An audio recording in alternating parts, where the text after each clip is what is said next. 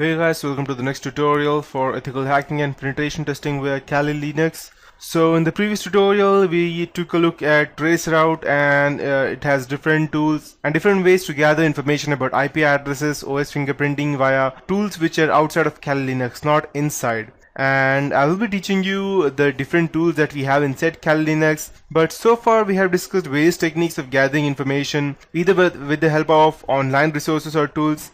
But now I will discuss footprinting through social engineering, that is the art of grabbing information from people by manipulating them. And this section will cover the social engineering concept and techniques used to gather information. So, social engineering is the art of convincing people to reveal confidential information. Social engineers depend on the fact that people are unaware of their valuable information and they are very careless about protecting it. So, although some people say that social engineering is a totally non-technical process, I don't agree with that. What you would need to go ahead and do some social engineering attack would be at least the basic knowledge of whatever information you're trying to gather, may it be the credit card or debit card passwords or the company information or anything. You need to have information about that, and you need a lot of confidence to talk about that so that the person in front of you thinks you're genuine.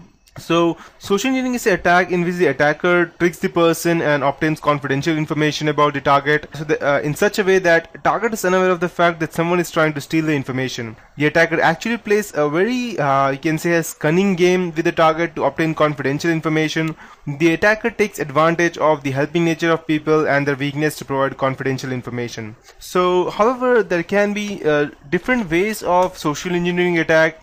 In the previous days, there was a great hacker. His name was Kevin Mitnick. I'll just go and show you out his profile. He was the best. He's the best hacker of all time, and he was a phisher. Phisher means he mostly used to do phishing attacks by calling people and telling them that I am this guy, and he stole n number of amounts, billions of dollars, but later on he was caught by the FBI and he was incarcerated. But after 5 years, when he came back, he started his own security agency, and now he's a very good security consultant. So you can go ahead and watch his tutorials at DEF CON, and he's quite good. He's if you go and even search the best hacker in the world, the first name would be that would come is of Kevin Mitnick. And he's the best social engineer that this world has ever had. I can say you that because as you can see, I'll just go take you through Wikipedia. So as you can see that in 1999 he was convicted of various computer crimes, and he was the most wanted hacker in the United States. So Zimperium, if you don't know what Zimperium is, the latest hacking tool for an Android operating system, and I myself did not knew that Kevin Mitnick made that. Previously it was named as DEsploit, and now it's known as Zimperium. It is a phisher attack. It is an application to go ahead and do phishing attack. I can continue. I want to continue.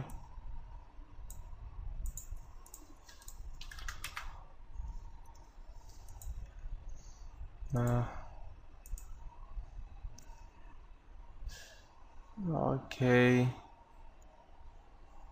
How do I continue? Let's check. Okay. Although it may show that there are differences, there is nothing, because the reason being that DEsploit, as you can see, that it has merged with Zimperium Xanthi 2, which is as of now free, and Zimperium is very good in fact, but I would officially support DEsploit, even though Zimperium is quite better than DEsploit. The reason being that it does not have an offline version, which I can do by using the DEsploit, which is an offline version.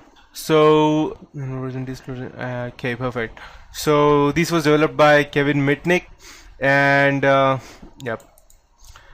So he was the best hacker of all time. He used to just let's say, for example, he used to just call and tell them, hey, I'm calling you from this company, and due to this reason your card was blocked or your card was hacked, so can you just help me? And he will not even ask you the total let's say your card number. He will just go ahead and ask you the last 4 digits, or just your CVV number, and he will gather the first few digits from somewhere else, or he will call sometime later on, or some weeks later on, or even some months later on, and he will ask you only the first 12 digits, and he used to gather information separately.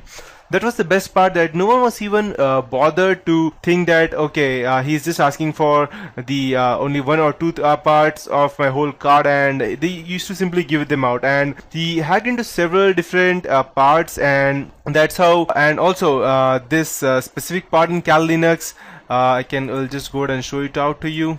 It was developed by Kevin Mitnick and someone else. I believe his name is David. So I'll just go ahead and tell you. He developed this social engineering toolkit, and yes, perfect.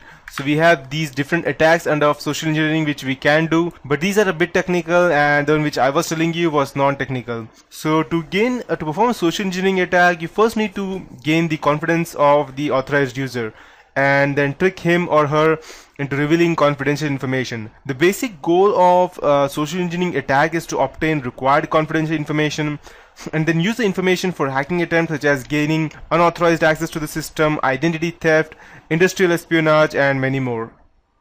So social engineering can be performed in many ways such as eavesdropping, shoulder surfing, dumpster driving, impersonation on social engineering attacks, and so on.